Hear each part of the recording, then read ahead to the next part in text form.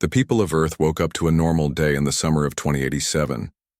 News channels reported the usual stories about weather and politics. Children went to school, adults went to work, and life continued as it always had. No one knew that by afternoon, everything would change forever. It started with strange readings on deep space monitoring stations. Several objects moving faster than anything humans had ever built entered the solar system. They slowed down near Jupiter, then Mars, and finally stopped in a formation just beyond Mars' orbit. There were over 200 of them. The first image came through at 2:17 p.m. Eastern Standard Time. The vessels were massive, with smooth hulls that seemed to change color depending on the angle of light. They were clearly not from Earth. Across the planet, emergency meetings began. Military forces went on high alert. Religious leaders called for calm. And ordinary people looked up at the sky, wondering if they would see the visitors with their naked eyes. Commander Diane Powell sat in a secured room beneath the Pentagon. As head of the Earth Defense Force, a position created just 5 years earlier when nations pooled their space military resources, she was now the most important soldier on the planet. "What are our options?" asked the American president, speaking from a video screen. Similar screens showed leaders from China, Russia, the European Union, and 15 other nations. "We have 43 orbital defense platforms," Diane said, 86 spacefighters, and 9 destroyer-class vessels. They have over 200 ships, each one bigger than our largest destroyer. The room fell silent. "Have they attempted communication?" asked the Chinese president. Before anyone could answer, every screen in the room flickered. The faces of world leaders disappeared, replaced by something not human.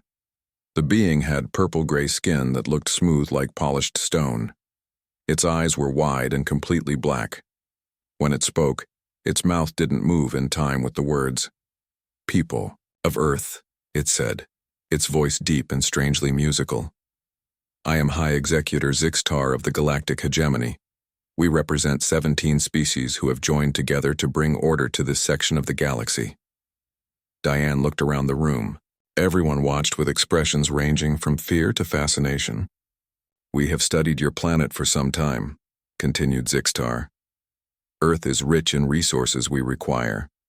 Your species has been classified as a Class 3 aggressive species, with concerning expansion potential." The alien made a gesture with its 6-fingered hand, and an image appeared. It showed humans fighting wars, building cities, launching rockets. "The hegemony offers you a choice. Surrender 70% of your landmass and resources to hegemony control, or face complete annihilation. You have one standard galactic cycle to decide. That is approximately 30 of your Earth days." The screen went dark. For several seconds, no one spoke. Then everyone tried to talk at once. The United Nations Secretary General had to shout 3 times to restore order. "Commander Powell," he said finally, "what is your assessment?" Diane stood up straight. "Based on what our sensors can tell us, their technology is far beyond ours. If they want to destroy us, they can." "So we surrender?" asked the Russian president, his voice sharp with anger. "I didn't say that," Diane replied. "I'm just stating facts." The meeting continued for hours. Military leaders proposed desperate plans. Diplomats suggested negotiation teams.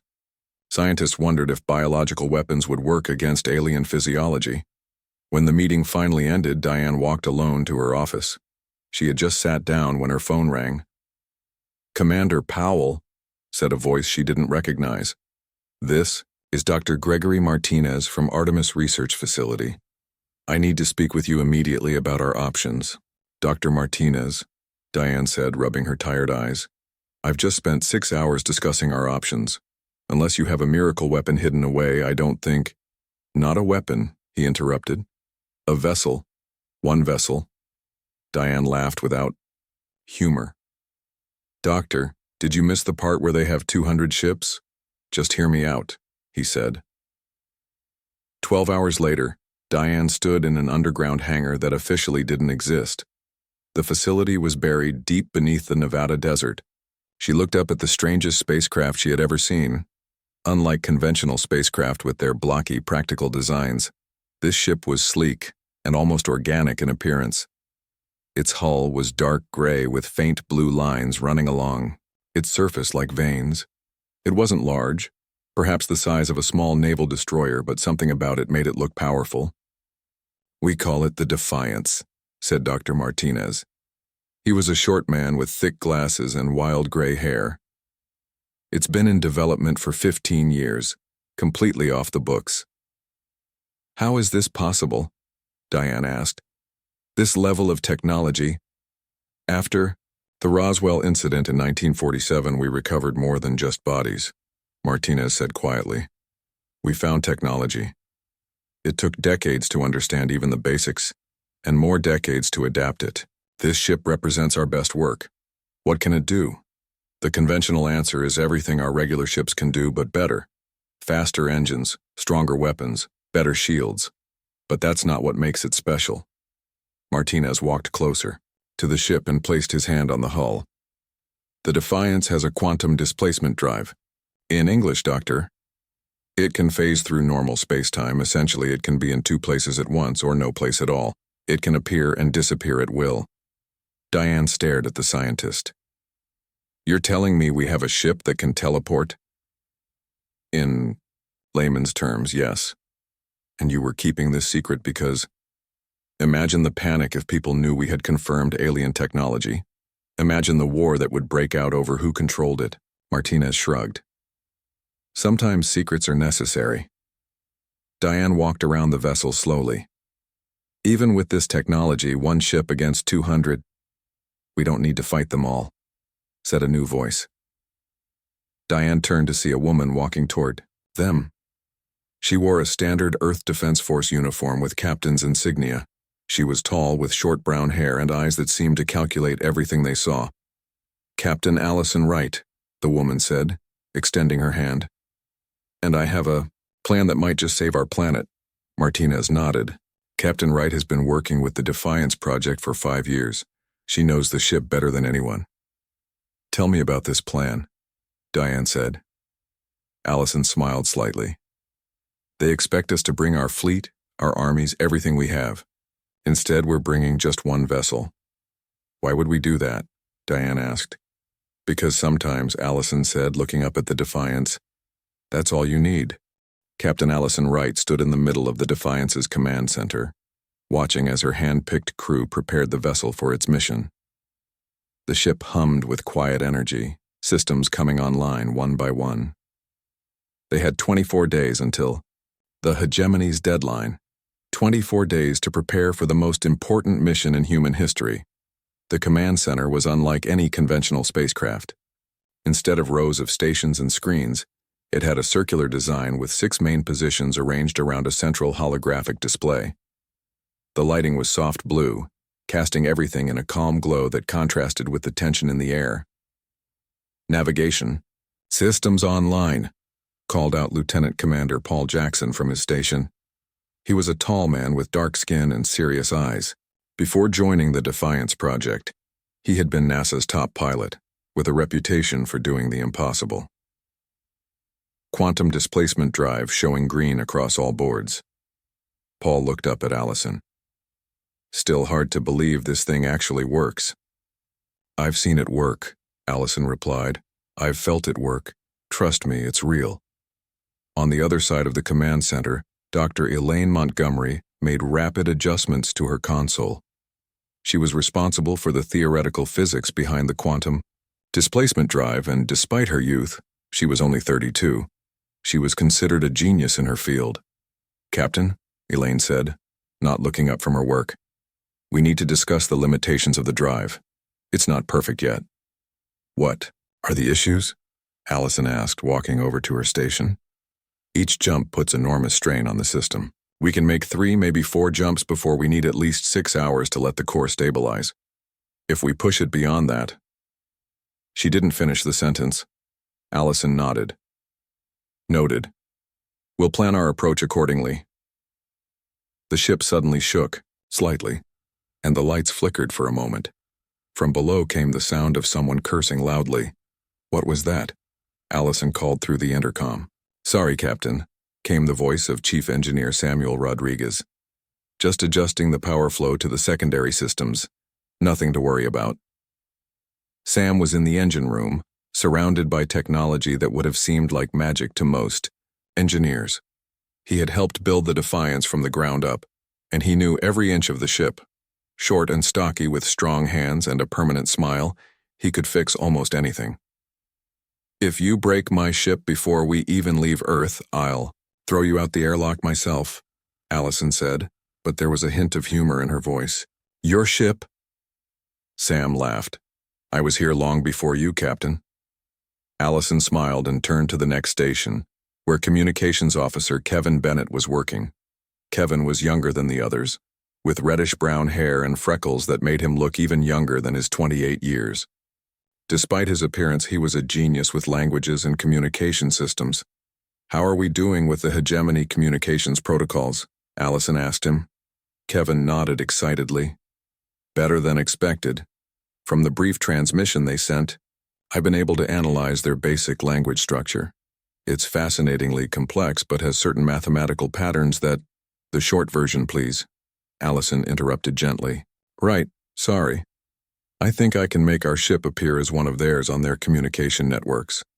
Not enough to fool them in a direct conversation, but enough to avoid setting off alarms. Good work, Allison said. She turned to the final station, where Security Chief Lisa Coleman was checking weapon systems. Lisa was a former Special Forces operative, with short blonde hair and a lean, muscular build. Her face rarely showed emotion, but her eyes missed nothing. Weapon status? Allison asked. Conventional weapons are online, Lisa replied. Railguns, missile systems, and defense lasers all green. The phase cannon is still charging. Dr. Martinez says it will be ready in 12 hours. The phase cannon was the Defiance's main weapon, designed using the same quantum principles as the displacement drive. In theory, it could fire a beam of energy that would phase through any known shielding technology. In theory was the key phrase. They had never tested it against actual alien technology. Captain, Paul called from navigation. Commander Powell is on her way down.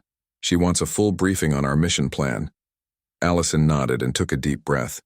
In 10 minutes, she would explain to the head of Earth's defense forces how one ship planned to save humanity from extinction. The briefing room was small, with just a single table and a holographic projector. Commander Diane Powell sat at one end, her face showing no emotion as Allison explained their plan. We can't fight their entire fleet directly, Allison said. But we don't need to. According to Dr. Martinez's analysis of their fleet formation and communication patterns, they operate on a highly centralized command structure.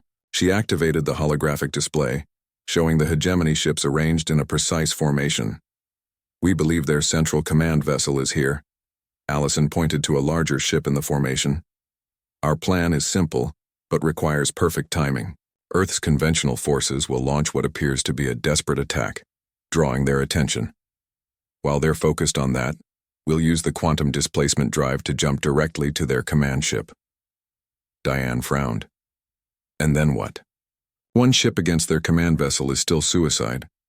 We don't plan to destroy it, Allison said. We plan to capture it. Diane's eyebrows rose in surprise. Capture? How? A small team will board the command vessel using specialized suits, designed with the same phase technology as the ship. We'll be essentially invisible until we choose not to be. Once aboard, we'll access their systems and send a shutdown command to their entire fleet. That's— Diane paused. Ambitious. Allison nodded. It's a long shot, yes. But it's the best chance we have. Who's on the boarding team? Myself, Security Chief Coleman, and Dr. Montgomery to handle their tech. Diane looked thoughtful. And if you fail? Then humanity tried its best, Allison said simply. But I don't plan to fail. Later that evening, after Commander Powell had left, Allison stood alone in her quarters looking at a photograph of her family. Her husband and 8-year-old daughter smiled back at her, unaware of the danger facing their world. She had told them she was on a classified mission and couldn't explain further, They were used to her work taking her away. A knock at her door interrupted her thoughts. "Enter," she called. Paul Jackson stepped in holding a tablet. "Final mission prep is complete, Captain. We're ready to launch when you give the word." Allison put the photograph down. "Thank you, Paul. Tell the crew to get some rest. We launch at Oro 600. Paul nodded but didn't leave immediately. "Do you really think this will work?" Allison looked him directly in the eyes. "It has to work. There's no other option." As Paul left, Allison turned back to the photograph. "I'm coming back," she whispered to the smiling faces. "I promise." The Defiance left Earth in the early morning, rising silently through the atmosphere. Unlike conventional rockets with their fire and noise, the ship simply disappeared from its underground hangar and reappeared in orbit. Only a small ripple in the air marked its departure. In orbit, Earth's limited space fleet was gathering. 43 defense platforms, 86 fighters, and 9 destroyers. It looked impressive to human eyes, but against the hegemony's armada, it was like bringing sticks to a gunfight. On the Defiance's command deck, Allison watched Earth grow smaller on the view screen. The blue-green planet seemed so peaceful from this distance, so vulnerable. "Captain, we're ready for the jump," Paul announced from navigation. "Quantum displacement drive at full power." Allison nodded and pressed the ship-wide communication button. "All crew secure for quantum jump. This is not a drill." Everyone on the ship knew what to expect, but knowing didn't make it easier. Jumping through quantum space felt wrong to the human body. "Jump in 3, 2, 1, execute," Paul said, his fingers moving across his controls. The ship shifted. One moment they were near Earth, and the next they were somewhere else entirely. But the transition wasn't instant. For a brief second that felt much longer. Every person on the ship experienced a sensation like being pulled in all directions at once, while also being compressed to a single point. Some described it as feeling like your atoms were whispering to each other instead of shouting. Kevin bent over his station, looking slightly ill. "I don't think I'll ever get used to that," he muttered. "Status report," Allison called, fighting her own discomfort.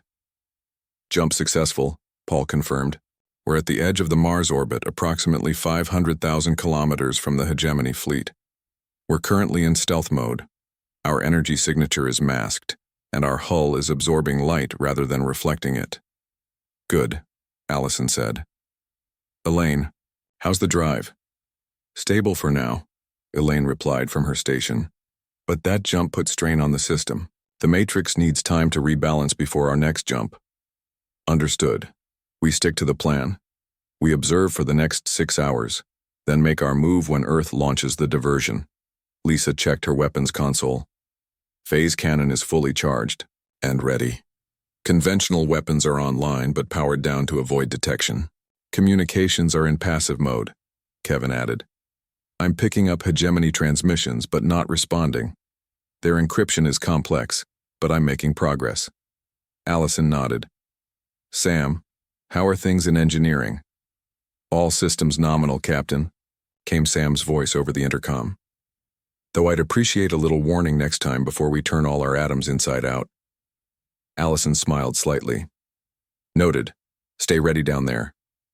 For the next 6 hours, the Defiance drifted silently, watching the hegemony fleet. The alien ships maintained their perfect formation, occasionally adjusting their positions with bursts from engines that glowed with strange purple light. Kevin worked tirelessly at his station, listening to and analyzing the alien communications. "Captain," he said eventually, "I've got something interesting. Their internal communications are much less encrypted than their external ones. If we get close enough to their command ship, I might be able to access their network directly." "That could be useful," Allison mused. "Any progress on identifying their command vessel?" Kevin nodded excitedly. "Yes, based on communication patterns, I believe it's this one." He highlighted a ship on the main display. It was larger than most, with an unusual ring structure around its midsection. "Good work," Allison said. "Paul, mark that vessel as our primary target." "Already done," Paul replied. The waiting was the hardest part. Everyone felt the weight of their mission, Earth's entire future depended on what they would do in the next few hours. Finally, Allison's console beeped with an incoming message from Earth Command. She read it quickly and stood up. "The diversion begins in 30 minutes, she announced. "Final preparations, everyone. This is what we trained for." The crew moved with practiced efficiency, checking systems and preparing for combat. In the armory, Lisa inspected the phase suits that would allow the boarding team to move through solid matter. The suits were sleek and dark gray, with the same faint blue lines as the ship's hull. On the bridge, Paul plotted their jump coordinates with meticulous precision. "Even a tiny error could put us inside a solid part of their ship," he explained to Allison. "And while our ship can phase through matter temporarily, we can't stay phased indefinitely." "I trust your calculations," Allison assured him. Elaine ran final checks on the displacement drive. "The matrix is as stable as it's going to get," she reported. "But remember, after this jump, we'll need at least 6 hours before we can jump again." "Understood," Allison said. "We won't need another jump until we're heading home." 28 minutes later, Earth made its move. The defense platforms, fighters, and destroyers all launched toward the hegemony fleet in what appeared to be a desperate all-out attack. On the Defiance, they watched as Earth's forces approached the alien armada. The hegemony ships shifted formation, clearly surprised by the humans' apparent suicide mission. "They're taking the bait," Lisa observed.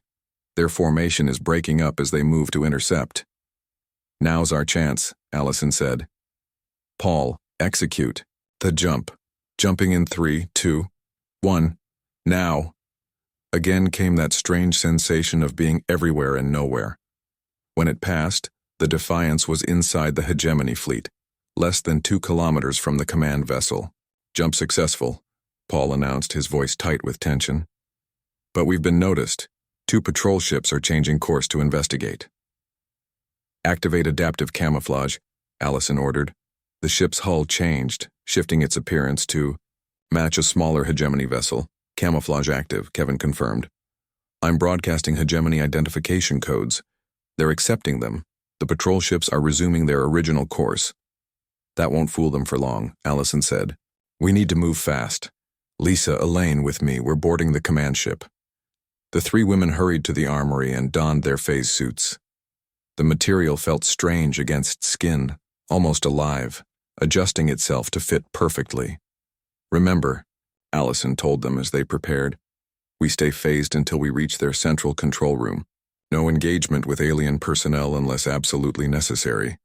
Our mission is to access their systems and send the shutdown code to their fleet, not to fight."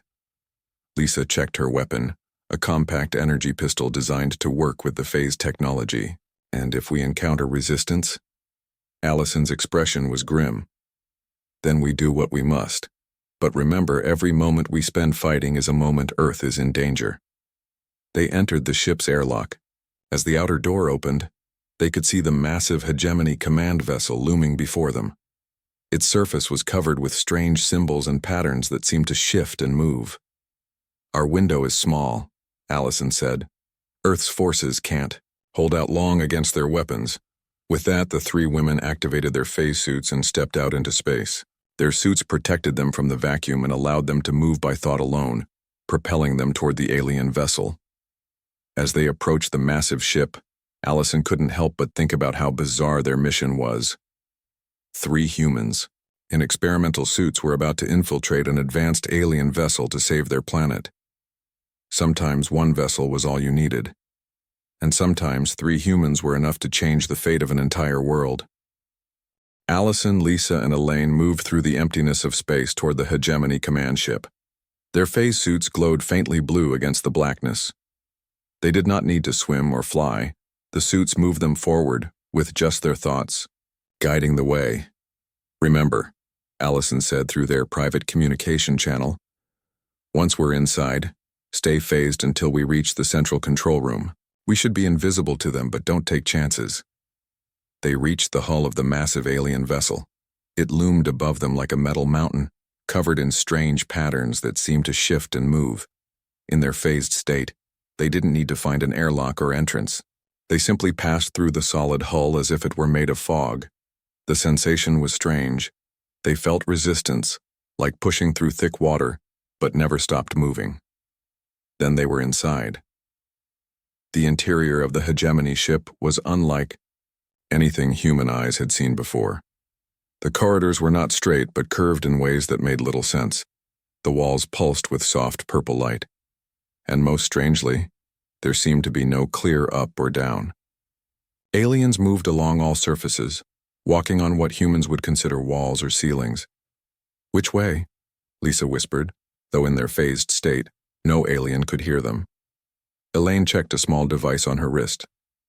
"The energy readings suggest their central systems are this way." She pointed down a large corridor where the light pulsed more strongly. They moved carefully through the ship, passing alien crew members without being noticed. The hegemony aliens were just as they appeared. In their transmission, tall beings with smooth purple-gray skin and completely black eyes. They wore simple uniforms with symbols that probably indicated their rank. "Look," Lisa said, pointing to a group of aliens gathered around a large screen showing Earth's attacking fleet. The aliens were making gestures that might have been their version of laughter. Earth's ships were being destroyed one by one. "We need to hurry," Allison said. "Our people are dying while we're in here." They moved faster, following Elaine's directions toward the center of the ship. As they went deeper, they noticed something unexpected. Not all the aliens looked like the hegemony species. Some were clearly different, shorter, with reddish skin or extra limbs or features that marked them as from other worlds. "They have other species working for them," Lisa observed. "Or enslaved by them," Elaine added quietly. Finally, they reached a massive door guarded by 4 hegemony soldiers. Unlike the others they had seen, these carried weapons, long staffs that crackled with energy. "This must be it," Elaine said. "The energy readings are strongest here." "Can we phase through that door?" Allison asked. Elaine studied her readings. "Yes, but it's much denser than the hull. We'll need to concentrate hard to maintain our phase state, and once inside I'll need to become solid to work on their systems." "Understood," Allison said. "Let's go." They pushed through the door, focusing intensely on maintaining their phased state. The material was indeed much denser, and for a moment Allison feared they might become stuck halfway through. But they made it. The room beyond was circular, with a raised platform in the center. On the platform sat a single hegemony alien, connected to the ship by glowing cables attached to its head and spine. Around the edge of the room were control stations where other aliens worked. "That must be their commander," Lisa whispered. Elaine checked her readings again. "The main system access point is there." She pointed to a console near the connected alien. "How do we get to it without being seen?" Lisa asked. Allison thought quickly. "We need a distraction. Lisa, go to the far side of the room and deactivate your phase suit for just a second. They'll all look that way. Elaine and I will use that moment to reach the console." Lisa nodded and moved to the opposite side of the room. She waited until Allison gave the signal, then briefly became solid before phasing again. As expected, all the aliens turned toward the mysterious human figure that had appeared and disappeared. In that moment of confusion, Allison and Elaine reached the console. Elaine deactivated her phase suit and became solid, her fingers immediately starting to work on the alien technology.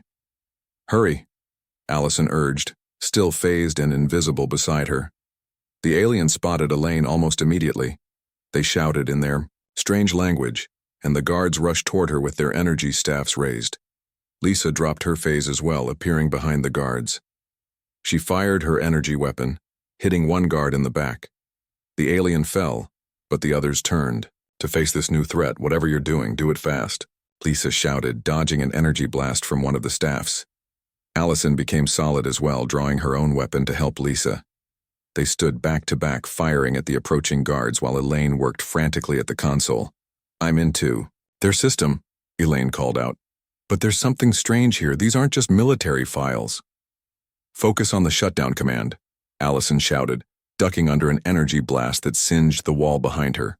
"Wait," Elaine said, her voice filled with surprise. "You need to see this. It's why they really came to Earth." "Is it important enough to die for?" Lisa asked sharply, firing another shot at an approaching guard. Yes, Elaine insisted. They don't want our resources. They want us, human brains. What? Allison turned to look at her, barely avoiding another energy blast. Their technology runs on neural networks taken from intelligent species, Elaine explained, still working at the console. Humans have exactly what they need. That connected alien is basically a living computer. The linked alien on the platform had turned its black eyes toward them. It made no move to attack, but Allison felt a chill looking at it. Cables and tubes connected directly to its brain, turning a living being into a component of the ship. That's why they classified us as aggressive, Allison realized. They needed an excuse to harvest us. Not just us, Elaine said grimly.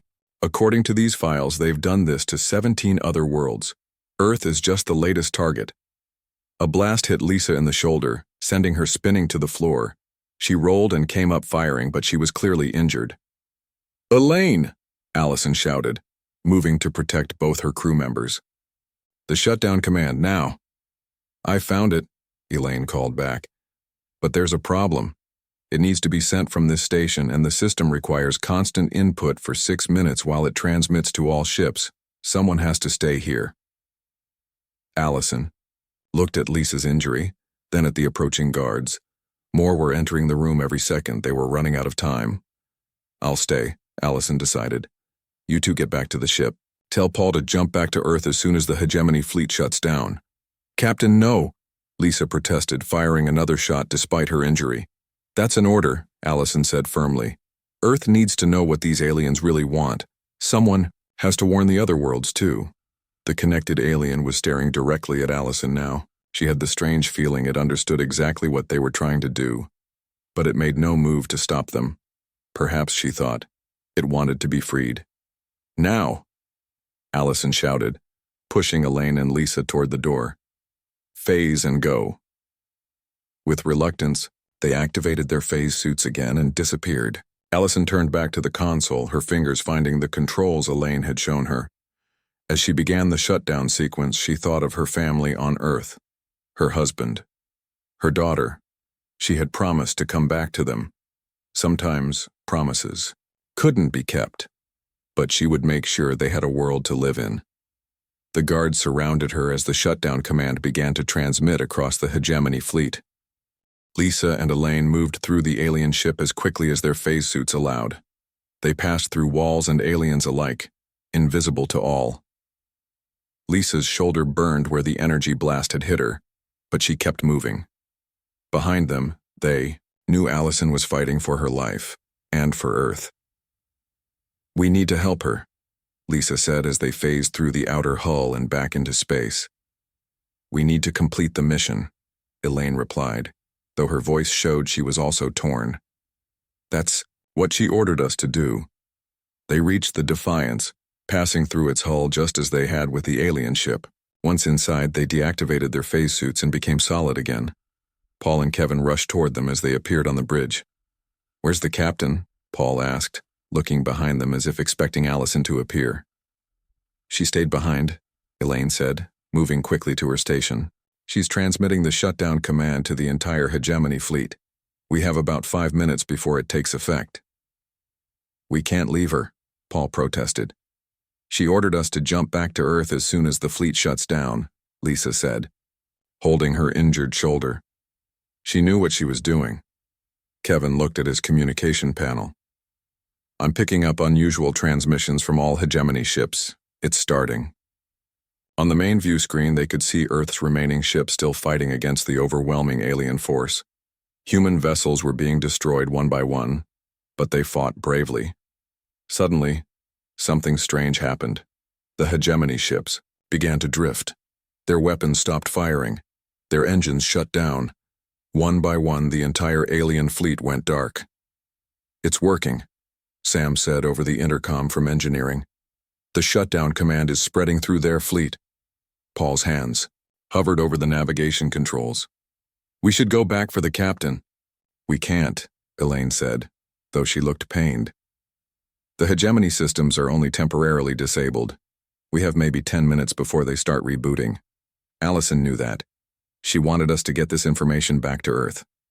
Lisa stepped forward, still clutching her wounded shoulder. Paul, set course for Earth now. Paul hesitated, then nodded. His face was tight with emotion as he prepared the displacement drive for the jump home. Drive ready, he announced finally. Jumping. In 3, 2, 1. The ship shifted, making that now familiar twisting sensation as they jumped through quantum space. When they emerged, Earth was before them, beautiful and blue. Around them, the remaining human ships were regrouping, confused by the sudden shutdown of the alien threat. Open a channel to Earth Command, Lisa ordered. Kevin quickly complied. Commander Diane Powell's face appeared on the screen. Defiance? What happened out there? The entire hegemony fleet just went dark. We completed our mission, Lisa said. But Captain Wright, she stayed behind to make sure the shutdown command was transmitted. We have vital information about the hegemony's true purpose. Over the next hours, Lisa and Elaine explained everything they had discovered about the hegemony's real intentions, how they had already conquered 17 other worlds, how they used living brains as components in their technology, how their entire expansion was built on enslaving species with useful neural patterns. Earth's leaders were horrified, but also determined. Now that they knew the truth, they could prepare defenses specifically designed to counter the hegemony's technology. Elaine shared the data she had copied from the alien systems, and scientists immediately began studying it. What about Captain Wright? Commander Powell asked finally. Lisa looked down. We don't know if she survived. The shutdown would have been temporary. Once their systems rebooted, they all fell silent, thinking of Allison facing the alien guards alone. 3 days later, Earth's sensors detected movement from the hegemony fleet. The ships were powering up again, their systems coming back online after the forced shutdown. They're forming up, Paul reported from his station on the Defiance. Looks like they're preparing to attack. Earth's remaining defenses braced for the assault. Though they had new knowledge, they still lacked the firepower to defeat such a massive force. But something strange happened. Instead of attacking, the hegemony ships began to turn away from Earth. One by one, they fired their engines and moved out of the solar system. They're leaving? Kevin said in disbelief. Get me a closer look at their command ship, Lisa ordered. The view screen zoomed in on the lead vessel, the same one they had boarded. Standing on its bridge, visible through a large viewport, was a figure that shouldn't have been there. A human figure. It's Allison, Elaine gasped. Somehow, Captain Allison Wright had not only survived, but had taken control of the hegemony command ship. As they watched in amazement, the ship transmitted a message directly to the Defiance. Allison's face appeared on their screen. She looked tired but alive, with a new scar across her cheek. Defiance, do you copy? She asked. Captain, Paul exclaimed. You're alive. But how? It's a long story, Allison said with a small smile. But it turns out the connected alien, the one they were using as a living computer, wanted to be free. When I stayed behind to complete the shutdown, it helped me. It showed me how to control the ship and how to access codes that the other hegemony aliens couldn't override. But why are they all leaving? Lisa asked. Because I showed them something they've never seen before, Allison replied. Mercy. I could have destroyed their fleet once I gained control, but I didn't. Instead, I freed the connected aliens on every ship and gave them a choice. Leave peacefully or be destroyed. And they chose to leave, Elaine said, understanding. Allison nodded. They're returning to their homeworld to reconsider how they interact with other species. But that's not all. Her face grew serious. I'm not coming back to Earth yet. There are 17 other worlds that were conquered by the hegemony. Worlds where people are being used as living components in their technology. I'm going to free them. Alone? Paul asked in disbelief. Not alone, Allison said. The camera view widened to show several aliens standing with her. Not hegemony aliens, but beings from other conquered worlds. We're going to free all the enslaved species and build something better than the hegemony ever was. Commander Powell, who had been listening to the transmission, stepped forward. "You don't have to do this alone, Captain. We can send ships to help you." Allison smiled. "One vessel is enough, Commander. That's all we've ever needed."